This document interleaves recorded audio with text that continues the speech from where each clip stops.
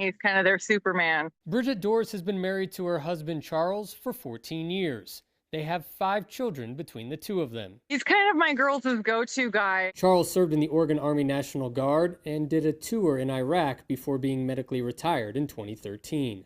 We moved here about 8 years ago, and he hasn't really found anything that he was enjoying. Bridget says that changed last year. He really started liking rock hounding and checking things out and seeing the minerals. She says Charles had been checking out things at their neighbor's mining claim on and off since the summer. That's where Charles was with his neighbor on the morning of Tuesday, November 5th. I texted him about 6 o'clock that night and said, "Are you alive?"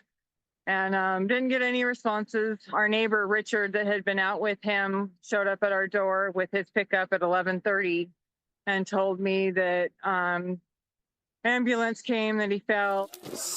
Maybe 6 by 6 feet. Just before 4 p.m. that day, Iron County Dispatch received a call indicating Charles had fallen approximately 50 feet down a vertical mine shaft in a remote area of Hamlin Valley. Yeah, I think I can see the bottom there. Had nine members that were out there working on this rescue. But once we got him back up to the surface, they were able to load him into one of our deputies' vehicles and transport him down to where Gold Cross ambulance was stationed, and was able to get him into the ambulance. Sheriff Ken Carpenter is with the Iron County Sheriff's Office. He had a lot of the proper gear to be able to go down and come back out. It looks more like he was getting set up and he just slipped and fell. Charles was taken to St. George Regional Hospital. We had the brain injury. It's on his left side, so we're looking at communication issues. Bridget says Charles also hit the top of his head, resulting in staples being put in,